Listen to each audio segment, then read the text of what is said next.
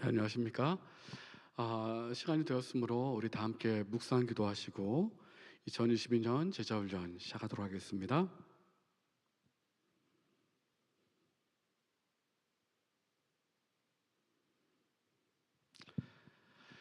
네, 감사합니다. 온라인으로 우리 참여하신 우리 모든 분들께 진심으로 감사를 드립니다. 코로나가 정말 많이 지금 환자가 생기고 있는데요. 우리 각 가정에서 우리 모든 성도님들 안전히 또 주님의 보호하심 아래서 생활할 수 있도록 주님의 천사로 지켜주시게 되길 간절히 바랍니다. 저희가 2022년 제자훈련은 먼저 기초교리 연구 말씀 향기를 중심으로 기초교리 연구를 하고 있고요. 한 20시간 진행을 하게 되겠습니다. 이 표를 보시면 아시겠지만 사실 우리 교회의 아주 기초적인 교리들은 20개로 교리를 20개로 나눠서 그렇게 공부를 하게 되는데요. 저희가 7과까지 공부를 했고 오늘 8과를 공부하시게 됩니다. 그래서 전체 20시간 정도 이 말씀 향기를 공부를 하고요. 그리고 다니엘서 12장까지 있는 다니엘서 한 12주 정도 공부를 또 하시고 요한계시록 저희가 20시간 혹은 25시간에 걸쳐서 공부를 하게 되면 1년 동안 기초교리 공부가 다 끝나게 될 것 같습니다. 저희가 작년에 제자훈련의 기초 또 믿음으로 말미암는 의 히브리서 11장의 믿음 1년 동안 한 40시간에 걸쳐서 제자훈련의 기초반을 했다면 올해는 기초교리 또 다니엘 계시록 예언 연구까지 함께 하도록 하겠습니다. 오늘은 8과 회개와 거듭남이란 제목으로 말씀 향기 내용을 함께 살펴보도록 하겠습니다. 침례 요한이 이제 기별을 처음 전할 때에 말씀을 전할 때에 마태복음 3장 1절로 2절에 보면 침례 요한의 기별은 이렇습니다. 그때 침례 요한이 이르러 유대 광야에서 전파하여 가로되 회개하라 천국이 가까웠느니라. 회개하라 천국이 가까웠느니라. 이렇게 침례 요한이 기별을 전했고요.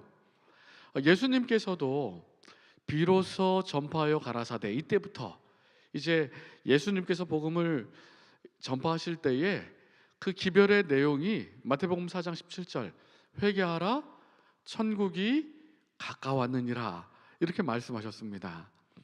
사실 우리가 전하는 새 천사의 기별도 동일한 기별이거든요. 그의 심판하실 시간이 이르렀음이니 하늘과 땅과 바다와 물들의 근원을 만드신 이를 경배하라. 이 심판날이 가까웠다는 것이죠. 마지막 하늘나라 주님께서 재림하실 날이 가까웠다는 것입니다. 회개하고 돌이키고 창조주 하나님께 경배하라는 기별이에요. 그래서 침례 요한이 전한 기별, 예수님께서 전한 기별, 또 우리가 전하는 새천사의 기별도 회개하라 천국이 가까웠다, 재림이 주님께서 오실 시간이 가까웠다라는 메시지인 것입니다. 누가복음 5장 32절에 보면 예수님께서 이 땅에 계실 때의 사명, 예수님께서 친히 그분의 사명을 이렇게 말씀하셨어요. 내가 의인을 부르러 온 것이 아니요 죄인을 불러 회개시키러 왔노라. 그러니까 예수님의 사명은 회개시키기 위한 사명을 가지고 왔고 또 비로소 복음을 전파하셨는데 회개하라 천국이 가까웠다라고 말씀하셨습니다. 그러니까 이 회개의 기별은 예수님께서 전하신 메시지의 핵심이고 우리가 전해야 할 기별의 핵심도 바로 이 회개와 거듭남의 메시지인 거예요. 더 나아가서 사도 베드로 여러분 너무나 잘 아시죠? 사도 베드로가 사도행전에 보면 설교합니다. 그리스도 중심적으로 설교를 하는데 설교를 하고 호소하는 부분에 보면 사도행전 3장 19절에 보면 그러므로 너희가 회개하고 돌이켜 너희 죄 없이 함을 받으라. 이같이 하면 유쾌하게 되는 날, 세 번역에는 새롭게 되는 날이 주 앞으로부터 이를 것이요 이렇게 말씀하셨어요. 회개하고 돌이켜 죄 없이 함을 받으라. 얼마나 긴급한 문제고 중요한 문제인지 성경 전반적으로 침례 요한의 기별, 예수님의 기별, 베드로의 기별, 또 남은 무리가 전해야 할 새 천사의 기별의 핵심이 바로 주님의 재림이 가까웠으므로 주님의 심판의 날이 가까웠으므로 회개하고 돌이키라. 이런 메시지인 거예요. 그렇다면 여러분, 다들 너무나 잘 아시지만 회개란 무엇일까? 회개란 무엇인가? 회개는 한마디로 말씀드리면 방향을 돌이켜 바른 길을 택하는 것이 회개입니다. 사실 우리가 오해할 때가 좀 있어요. 무엇고 오해하냐면 후회하고 회개하고 오해할 때가 있습니다. 그렇게 하지 말을 걸. 이거는 후회죠, 후회. 그렇게 하면 안 되는데. 이렇게 지난 다음에 이렇게 생각하는 건 후회입니다. 그런데 진정한 회개는 이 후회와는 달리 오늘 말씀드렸지만 하나님께로 완전히 돌이키는 것을 말하고 있어요. 이 정로의 계단에 보면 이 회개의 중요성과 회개의 의미를 분명히 말씀하고 있는데요. 말씀의 한계에는 없는 내용이지만 중요한 말씀이기 때문에 제가 설명을 좀 드리겠습니다. 정로의 계단 23페이지에 보면요, 회개의 정의를 먼저 이렇게 말합니다. 회개라는 것은 첫 번째, 죄를 슬퍼하고, 죄를 즐거워하고 즐기는 게 아니라 죄를 슬퍼하고, 두 번째, 죄에서 떠나는 것을 의미하는 것이다. 돌이켜서 그리스도께로, 하나님께로 그렇게 죄를 떠나서 가는 것, 그것을 회개라고 말하는 것이에요. 우리가 가령 길을 잘못 갔다고 한번 생각해 봅시다. 길을 잘못 갔어요. 외길이에요. 한참을 들어갔어요. 운전하다가 내비게이션 말을 안 듣고. 그러면 어떻게 해야 돼요? 유턴해서 돌이켜서 되돌아와야 바른 길을 갈 수 있는 것입니다. 마찬가지로 회개라는 것은 거기서 그냥 내가 왜 잘못했지 하고 그냥 가던 길로 계속 가면 회개가 아닌 거예요. 돌이켜서 죄에서 떠나는 것이 회개인 것입니다. 계속해서 이렇게 말씀하십니다. 정로의 계단에는요, 우리가 죄가 얼마나 악한 것인지 깨닫지 못하면 죄를 버리지 않게 될 것이요, 또한 진심으로 죄에서 떠나지 아니하면 우리 생에 진정한 변화가 있을 수 없을 것이다. 간혹 그런 말씀 하세요. 신앙생활 30년 됐는데 변화가 별로 없습니다. 오히려 예전의 믿음이 더 좋았습니다. 이런 고백을 가끔 우리가 하게 되는데, 그럴 때면 한 가지 우리가 반성하고 뒤돌아봐야 할 것이 있는데요, 우리가 정말로 진심으로 죄를 버렸는지, 죄가 얼마나 악한 것인지를 깨닫고 죄를 버렸는지, 죄에서 떠났는지를 고민해 봐야 되는 것입니다. 진심으로 죄에서 떠나지 아니하면 우리 생에 진정한 변화가 있을 수 없다라고 말씀하고 있거든요. 그러니까 진정한 회개가 우리 삶에 이루어지지 않으면 믿음의 성장, 진정한 변화는, 영적인 변화는 이르러 오지 않는 거예요. 그래서 신앙생활에 있어서 이 회개와 거듭남의 의미가 굉장히 중요한 것입니다. 예수님도, 침례 요한도, 베드로도 회개하라 천국이 가까웠다 복음을 전한 것이죠. 또한 이사야 58장 1절에 보면 우리에게도 이러한 사명을 주셨어요. 크게 외치라, 아끼지 말라. 내 목소리를 나팔같이 날려 내 백성에게 허물을, 야곱의 집에 그 죄를 고하라. 회개의 기별을 전하라는 거죠. 우리도 동일하게 이 예수님과 침례 요한처럼 이 회개의 메시지를 전해야 하는 것입니다. 우리에게 이러한 사명을 주셨다는 사실을 좀 기억하시면 좋겠고, 오늘 회개가 무엇인지, 거듭남이 무엇인지 정말 기초적인 내용이지만 함께 성경 말씀을 찾아보면서 배우고 깨닫고 그 회개의 기별을 전할 수 있는 우리가 되길 간절히 바랍니다. 말씀 향기에 보면 이 회개의 대표적인 인물로 구약 성경에는 다윗, 신약 성경에는 이 베드로의 예를 듭니다.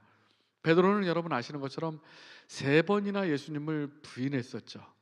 심지어 저주하며, 그렇게 말하고 있어요. 성경은 예수님을 저주하며 부인했다. 그런데 회개하고 기도함으로 성령의 능력을 받고, 또 군중 앞에서 사도행전에 보면 예수님을 증거하는 장면이 나오는데 그 내용을 먼저 찾아볼게요. 여기 누가복음 22장에 보면 베드로가 예수님을 3번 부인하고, 그리고 그림을 잘 보시면 닭 한 마리가 울고 있잖아요, 그죠? 닭 한 마리가 울고 있어요. 베드로가 주님의 말씀이 기억났습니다. 오늘 닭 울기 전에 내가 3번 나를 부인하리라 하신 말씀이 생각났어요. 그리고 뒤에가 중요합니다. 그 말씀이 생각나서 밖에 나가서 심히 통곡하니라. 베드로가 회개한 기도의 제목은, 기도의 내용은 나와 있지 않지만, 이렇게 밖에 나가서 정말 이 다 큰 어른이, 베드로가 아마 심히 통곡했다고 성경은 말하니까요, 정말 죄에 대하여, 그의 실패에 대하여 정말 통곡하고 회개하는 베드로의 모습이 나오는 것입니다. 예수님을 3번 부인했던 제자였지만 회개함으로 그가 용서함을 받고, 그 다음에 사도행전 2장과 3장에 보면 베드로가 설교합니다. 기별을 전하는데, 그런즉 이스라엘 온 집이 정녕 알지니 너희가 십자가에 못 박은 이 예수를 하나님이 주와 그리스도가 되게 하셨느니라. 너희가 십자가에 못 박았다.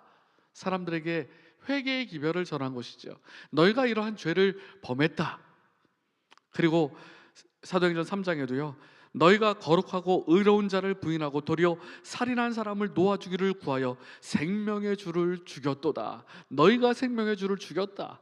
그들의 마음 가운데 회개의 기별을 전한 것입니다. 그들의 죄를 고한 것이죠. 그러자 사도행전 2장 37절에 사람들이 이 말을 듣고 마음에 찔려 마음이 아파온 거예요. 그들의 죄 때문에, 그들이 예수님을 부인하고 십자가에 못 박았던 그 죄가 마음에 걸려서, 마음에 찔려서 베드로와 다른 사도들에게 물어가로되 형제들아 우리가 어찌할까 하거늘, 우리가 어떻게 하면 되겠는가, 그렇게 말할 때에 너무나 유명한 말씀이죠. 사도행전 2장 38절에 베드로가 가로되 너희가 회개하여 각각 예수 그리스도 이름으로 침례를 받고 죄사함을 얻으라. 그리하면 성령을 선물로 받으리니. 회개는 죄에게서 온전히 돌이키는 것이라고 말씀드렸어요. 죄에게서 돌이킨 증거로 침례를 받는 것입니다. 침례의 의미 여러분 잘 아시잖아요.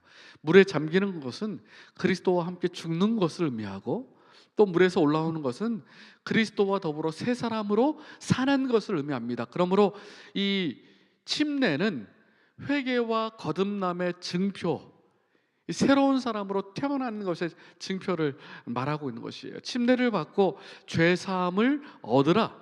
그리하면 성령을 선물로 받으리니. 그리고 사도행전 3장의 설교에는 좀 전에도 읽었던 말씀이지만, 그러므로 너희가 회개하고 돌이켜 너희 죄 없이 함을 받으라. 이같이 하면 새롭게 되는 날, 유쾌하게 되는 날이 주 앞으로부터 이를 것이다 말씀하셨어요. 그러니까 우리가 신앙생활을 하게 될 때에, 하나님을 믿게 될 때에 이 경험해야 될 아주 중요한 경험이 바로 진정으로 회개하는 경험입니다. 죄 없이 함을 받는 경험이에요. 거듭남의 경험입니다. 다시 태어나는 경험. 이 경험을 하게 될 때에 성령을 경험하게 될 것이고 새롭게 되는 날을 경험하게 될 것이에요. 자, 그렇다고 보면 기독교가 전해주는 회개는요, 단순한 뉘우침이나 죄에 대한 인식 혹은 약간의 개선이 아닙니다. 약간 바뀌고 약간 변화되는 것이 아니고 완전한 방향의 전환이에요. 회개란 완전한 방향의 전환이다. 여러분 꼭 기억하셔야 합니다. 정로의 계단에 보면 자복, 회개, 이 챕터가 나뉘어져 있거든요. 하나님, 제가 이런 죄를 범했습니다. 이렇게 고백하는 것은 자복이에요. 하나님께 고백하는 것이죠. 회개란 그 행동을 멈추고 완전히 방향을 돌이키는 것을 말하고 있는 것입니다.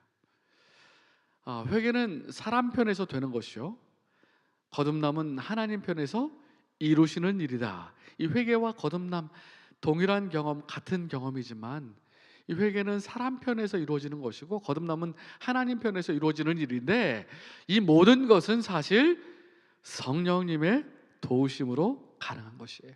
회개와 거듭남은 성령의 선물인 것입니다. 이 마태복음 18장 3절에도 이 거듭남, 회개에 대하여 설명하는 말씀인데요. 가라사대 진실로 너에게 이르노니 너희가 돌이켜 어린아이들과 같이 되지 아니하면 결단코 천국에 들어가지 못하리라 말씀하셨는데, 이 돌이켜라는 말이요, 재림교 성경 주석에 보면 돌아서다, 돌아가다, 이 되돌아가다라는 뜻이에요. 진행하고 있는 행동의 경로에서, 가고 있던 방향에서 그 사람의 마음을 완전히 바꾸고 방향을 바꾸는 것을 의미한다. 그러니까 회개라는 것은 이 돌이키는 것을 의미하는 것이에요. 방향을 바꾸는 것을 의미하는 것입니다. 그런데 여러분, 우리가 스스로 회개할 수 있을까요? 우리가 스스로 죄의 길을 돌이킬 수 있을까요? 예레미야 13장 23절에 쉬운 성경으로 번역했습니다. 말이 조금 어렵기 때문에 우리 말씀 향기에도 쉬운 성경이 소개되고 있어서 쉬운 성경으로 제가 읽어드릴게요. 에티오피아 사람이 피부 색깔을 바꿀 수 있겠느냐? 검은 피부를 바꿀 수 있겠느냐? 표범이 그 표범의 얼룩을 바꿀 수 있겠느냐? 만약 바꿀 수 있다면 언제나 악한 말만 하는 너희도 착한 일을 할 수 있을 것이다. 무슨 말씀이에요? 바꿀 수 있다는 거예요? 없다는 거예요? 이 검은 피부의 사람이 바꿀 수 있습니까? 아니면 표범이 그 얼룩을 바꿀 수 있습니까? 못한다는 거죠. 그렇기 때문에 너희도 스스로는 그 변화를 일으킬 수 없다는 것입니다. 교육론자들은, 어떤 사람들은요, 교육론자를 포함한 어떤 사람들은 교육이나 수양의 힘을 과신해 가지고 그것이 사람을 개선시킬 수 있다고 믿습니다. 교육을 통해서. 그러나 품성의 완전한 변화는 있을 수 없는 거예요. 성경은 인간 스스로는, 내 스스로는 온전히 품성을 변화시킬 수 없다라고 말합니다. 내 스스로 할 수 있는 것이 아니에요. 그 예가 신약성경 요한복음 3장에 예수님께서 니고데모와 대화하신 장면에서 우리가 알 수 있습니다. 그 말씀을 제가 쉬운 성경으로 좀 읽어드릴게요. 요한복음 3장 5절로 8절에 있는 말씀인데요, 예수께서는 이렇게 대답하셨습니다. 내가 너희에게 진실을 말한다, 진리를 말한다. 누구든지 물과 성령으로 태어나지 않는다면 그 사람은 하늘나라에 들어갈 수 없다. 사람이 육체적으로 그의 부모에게서 태어나지만 영적으로는 성령으로부터 태어난다. 내가 너에게 다시 태어나야 한다는 말을 너무 놀라지 말라. 바람은 제 마음대로 부는 법이다. 너는 바람이 부는 소리를 듣지만 그 바람이 어디서부터 와서 어디로 가는지는 알지 못한다. 성령으로 다시 태어나는 모든 사람은 이와 같다. 예수님께서 니고데모와의 대화에서 말씀하신 거죠. 니고데모는 바리새인이었죠. 의로운 사람이었어요. 누가 봐도 의로운 사람이었는데 마음속에 고민이 있었습니다. 내가 천국에 갈 수 있을까? 그리고 예수님 앞에 나와서 그 사실을 묻기를 원했어요. 그때 예수님께서 니고데모의 질문을 듣기도 전에 이 생각의 대답을 하신 게 바로 이 내용입니다. 너 거듭나지 않으면, 물과 성령으로 다시 태어나지 않으면 하늘나라에 들어갈 수 없어. 그러니까 너 지금 상태로는 안 돼, 이 말이에요. 영적으로 성령으로 다시 태어나야 한다는 것입니다. 성령으로 거듭나야 된다는 것이에요. 그러면서 바람이 임의로 불지만, 우리는 바람은 볼 수는 없지만 느끼고 경험할 수 있는 것처럼 성령으로 난 사람도 이러하다 볼 수는 없지만 성령으로 태어나는 것도 그렇게 변화와 경험을 통하여 체험할 수 있다, 이렇게 말씀하는 것이에요. 그러면서 거듭나야 한다, 이렇게 말씀하셨어요. 거듭나야 한다. 물과 성령으로 거듭나야 한다.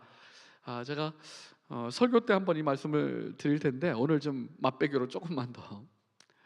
이 거듭남이라는 단어가요, 헬라어로 아노센이란 말입니다. 아노센이란 말은요, 꼭대기부터 아래까지, 하늘에서부터 땅까지, 처음부터 끝까지 전혀 새롭게, 이런 뜻이에요. 그러니까 거듭남은 요만큼 개선되고 또 요만큼 개선되고 조금 바뀌고 이게 아니고, 꼭대기부터 맨 아래까지, 하늘에서부터 땅까지, 처음부터 끝까지 전혀 새롭게 변화하는 것, 새로워지는 것, 그것이 거듭남입니다. 그래서 여러분들 혹시 고등학교 때 물리 배우신 거 조금 기억을 한번 되돌아보시면, 변화에는 물리적 변화가 있고 화학적 변화가 있어요. 그죠? 물리적 변화는 모양이나 상태는 변하지만 성질은 그대로 있는 것. 이 나무 의자 같은 경우 물리적 변화라고 생각됩니다. 뚝뚝뚝뚝 두들겨 갖고 모양은 의자 모양이 됐지만 나무예요. 그냥 모양만 바뀐 거죠. 그러니까 모양만 바뀌는 게 물리적 변화예요. 그런데 화학적 변화는 이 본질적으로 완전히 바뀌어 가지고 화학적인 변화가 일어나서 완전히 새로운 물질로 변화되는 것이 화학적인 변화입니다. 나무가 그 숯덩이가 되는, 탄소 덩어리가 되는 것처럼요, 완전히 새로운 물질로 변할 수 있는 것, 그렇게 완전히 변하는 것을 의미해요. 새로운 물질로 변하는 것. 그런데 거듭남은요, 물리적 변화가 아니라 화학적 변화입니다. 그러니까 거듭남은 겉모양만 이렇게 화장하고 분칠해 갖고 바꾸는 게 거듭남이 아니고, 본성적으로 완전히 변하는 것, 완전히 새로운 사람이 되는 것을 의미해요. 그래서 침례를 받는 이유가 바로 그것이에요. 옛사람은 죽고 새 사람으로 태어나는 것입니다. 본질적으로 새 사람이 되는 것이죠. 그래서 참된 회개는 요한복음 3장에서 말씀하시는 것처럼 거듭나는 것, 어린아이가 어머니 뱃속에서 새로 나는 것처럼 새 사람이 되어 나오는 것입니다. 우리가 어머니 뱃속에 들어갈 수는 없지만 예수 그리스도와 함께 죽음으로, 침례를 받음으로 죽고 다시 태어나는 것이에요. 이것이 거듭남이고, 이 완전한 변화가 참된 회개의 거듭남인 것입니다. 그리고 이 경험은 나중에 말씀드리겠지만 단 한 번의 경험으로 이루어지는 게 아니에요. 이 회개는 매일매일 이루어지는 것입니다. 그래서 바울이 뭐라고 말했어요? 나는 뭐라고 말했습니까? 나는 매일 죽노라, 매일 죽노라. 매일 죽는 것입니다. 매일 죽고 새롭게 태어나는 것이에요. 이 거듭남 회개의 경험은 반복되는 것이, 반복되는 것. 일회성의 경험이 아니라, 물론 정말 기억나는 회심의 경험은, 잊혀지지 않는 경험은 있지만, 우리가 그 거듭남 이후도, 침례받은 이후도 죄를 범할 수밖에 없잖아요. 죄 때문에 거듭 회개하고 거듭나는 거예요. 그 반복이, 그 거듭남과 회개가 반복되는 것입니다. 디도서 3장 3절로 5절에 우리도 전에는 어리석은 자요, 순종하지 아니한 자요, 속은 자요, 여러 가지 정욕과 행락의 종노릇한 자요, 악독과 투기를 일삼은 자요, 가증한 자요, 피차 미워한 자였으나. 우리가 전에 그랬어요. 그죠? 전에 그랬던 사람이에요. 거듭나기 전에, 회개하기 전에 이런 죄인이었습니다. 그러나 우리 구주 하나님의 자비와 사람 사랑하심이 나타나실 때에 하나님의 사랑과 하나님의 자비로 우리를 구원하셨고, 십자가의 사랑으로 우리가 행한 바 의로운 행위로 말미암지 아니하고 오직 그의 긍휼하심을 따라 무엇으로요? 중생의 씻음과 성령의 새롭게 하심으로 하셨나니. 여러분, 우리를 구원하신 것은 우리의 행위로 말미암아 하신 게 아니라 그의 긍휼하심을 따라서, 자비하심을 따라서 중생의 씻음과 성령의 새롭게 하심으로 하셨다, 이렇게 말씀하셨어요. 우리가 구원받을 수 있는 자격도, 조건도 우리가 무엇을 행해서가 아니라 하나님의 자비하심으로 말미암아 죄의 용서함을 받고 거듭남을 통하여 성령의 새롭게 하심을 통하여 그러한 자격을 받는다는 것입니다. 그래서 회개가 주는 두 가지 아주 중요한 의미가 있어요.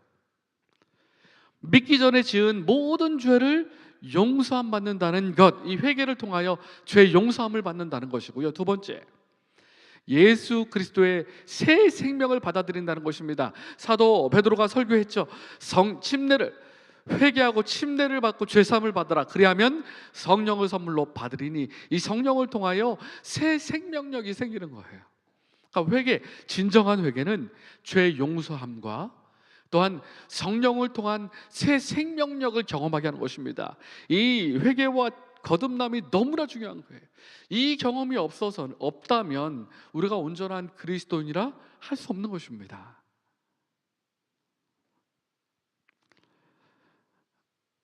이 내용도 말씀의 한계는 없는 내용이지만 참 중요한 말씀이기 때문에 제가 시대의 소망에 있는 말씀을 좀 드리겠습니다. 시대의 소망 2권 11페이지에 우리는 흔히 우리의 악한 행실이 자신에게 좋지 않은 결과를 초래하는 까닭으로 슬퍼한다. 그러나 그것은 회개가 아니다. 여러분, 간혹 학교에서 야간 자습, 제가 고등학교 때 이야기인데, 야간 자습 하기 싫어갖고 도망치면 그 다음날 담임 선생님께 불려가서 혼나잖아요. 그러면 학교 가기 싫고 막 무섭고, 내가 왜 그랬을까 이렇게 생각하는 거예요. 그건 회개가 아니라는 거예요. 이 죄의 결과를 초래하는 까닭으로 두려워하고 그런 것들은 회개가 아닙니다.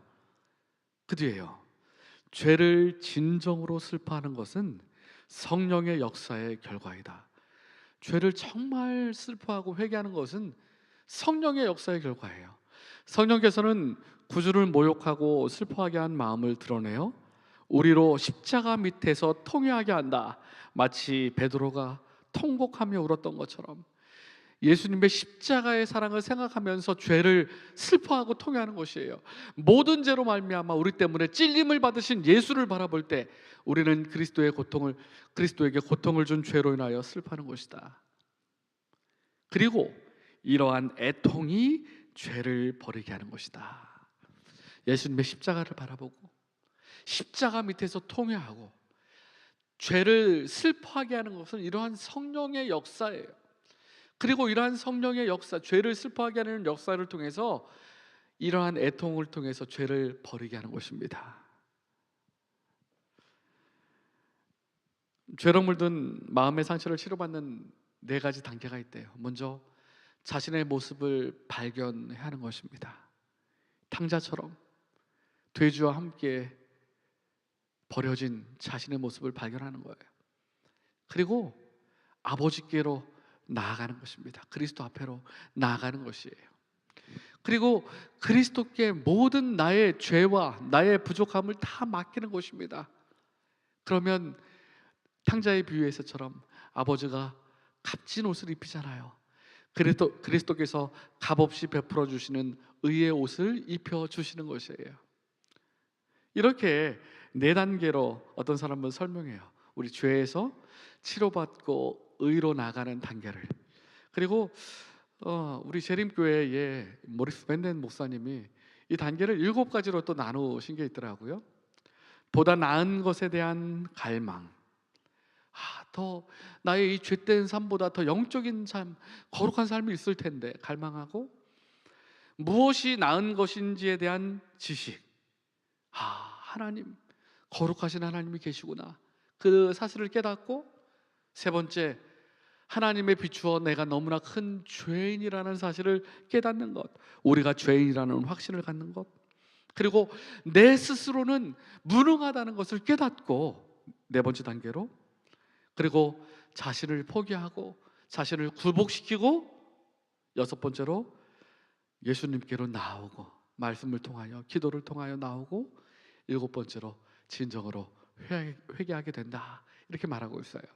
말씀의 한계는 이 단계를 새로남의 단계, 이렇게 새로남의 계단, 이렇게 표현하고 있어요. 새로남의 계단, 제가 말씀의 한계에 있는 계단을 좀 설명을 좀 드릴게요. 첫 번째는 죄를 아는 것입니다. 영국의 재상이었던 글래드스톤에게 물었습니다. 근대 생활에 있어서 가장 필요한 것이 무엇입니까? 그때 그것은 죄를 아는 것입니다. 이렇게 대답했어요. 죄를 아는 것입니다. 나의 허물과 죄를 알게 하옵소서. 여러분, 죄가 무엇입니까? 죄가 무엇이에요? 하나님을 믿지 않는 것이 가장 큰 죄입니다. 뭐라고 말해요? 불신, 믿지 않는 것. 왜 그러냐 하면 부모를 모르는 자식과 같아요. 부모가 있는데 나 부모 없어 하고 그 부모를 거절하는 자식과 같고요. 생명을 주신 분을 부정하는 것과 같습니다. 하나님을 믿지 않는 것, 하나님 안 계셔, 하나님 없어 하는 것은 나를 낳아주신 부모님을 모르는, 부모님을 거절하는 자식과 같은 거예요. 얼마나 큰 죄입니까? 생명을 주신 분을 부정하는 죄. 성경은 이것을 불신이라고 해요. 믿지 않는 것도 죄예요. 그 다음에 계명을 지키지 않고 불순종하는 것, 불법이 죄입니다. 그죠? 계명을 지키지 않고 불순종하는 것. 그런데 예수님께서는 더 나아가서 마음에 불의한 생각을 품는 것, 그죠? 남을 미워하는 그리고 남에게 나가라 욕하는 것 다 죄라고 말씀. 음욕을 품는 것, 마음에 생각하는 것까지 다 죄라고 말하고 있습니다. 불의, 선을 행할 줄 알면서도 행하지 않는 것, 그것도 죄예요. 그러니까 성경은 로마서에는 우리가 다 죄인이라고 말하죠. 의인은 없으되 10명이 없어요? 한 명도 없어요. 한 명도. 성경은 우리 모두가 죄인이라고 말해요. 우리가 심각한 죄인임을 먼저 깨달아야 합니다. 그것이 첫 번째 단계고, 두 번째, 죄를 뉘우치는 것입니다. 그런데 고린도후서 7장 9절로 10절에 보면 내가 지금 기뻐함으로 너희를 근심하게 한 까닭도 아니요 도리어 너희가 근심함으로 회개함에 이른 까닭이라. 이 바울이 기뻐하는 것은 너희가 회개했기 때문이다 이렇게 말하는데요, 너희가 하나님의 뜻대로 근심하게 되는 것은, 여기 보시면 하나님의 뜻대로 하는 근심이 있죠. 그 아래 보시면 10절에 하나님의 뜻대로 하는 근심은 후회할 것이 없는 구원에 이르는 회개를 이루는 것이요 세상 근심은 사망을 이루는 것이라. 자, 여기 보시면 하나님의 뜻대로 하는 근심이 있고 세상 근심이 있다라고 말합니다. 하나님의 뜻대로 하는 근심은 뭐냐 하면 하나님의 사랑과 십자가를 생각할 때에 죄를 깨닫고 또 죄를 미워하고 죄를 원수처럼 가증하게 여기는 감정이 하나님의 뜻대로 하는 근심이고, 세상 근심은 죄에 대한 결과만을 두려워하는 그 근심이 세상 근심이에요. 하나님의 뜻대로 하는 근심의 결과는 회개에 이르러 오지만 세상 근심은 여전히 그 자리에 머물러 있게 하는 것입니다. 돌이키지 않는 거예요. 그래서 하나님의 뜻대로 하는 근심, 회개하는 그런 마음을 말씀하고 있고, 로마서 2장 4절에도 이 회개는 하나님의 인자하심이 너를 인도하여 회개케 하셨다. 회개는 하나님의 선물이다. 성령의 역사다. 이렇게 말씀하고 있는 거예요. 내 스스로 하는 것이 아니라 하나님의 인자하심이 우리를 회개하게 하셨다는 것입니다. 그러니까 하나님께서 자비를 베풀어 주시고 죄를 깨닫게 하시고, 그리고 죄를 회개할 수 있도록, 내가 거듭남을 경험할 수 있도록, 진정한 회개가 이루어질 수 있도록 매일매일 기도하고 그분의 능력을 구하는 것이 필요한 거예요. 매일매일 십자가를 바라보라는 이유가 바로 그것입니다. 십자가를 바라볼 때에 하나님의 사랑으로 우리의 마음이 녹아지고 진정한 회개가 이루어질 수 있도록 성령이 역사하시는 거예요. 그리고 세 번째 단계, 죄를 고백하는 것입니다. 만일 우리가 우리의 죄를 자백하면 저는 미쁘시고 의로우사 우리 죄를 사하시며 모든 불의에서 우리를 깨끗하게 하실 것이요. 죄를 고백할 때 마음의 평안과 기쁨이 오죠. 시편 38절에도 내 죄악을 고하고 내 죄를 슬퍼함이니이다. 하나님께 죄를 구하는 거예요. 하나님, 제가 이런 죄를 범했습니다. 제가 너무나 연약합니다. 하나님 용서하여 주옵소서. 그리고 나서 사도행전 26장 20절에 유다 온 땅과 이방인에게까지 회개하고 하나님께로 돌아가서 회개에 합당한 일을 행하라. 돌아가서 돌이키는 것이에요. 죄에서 떠나는 것이에요.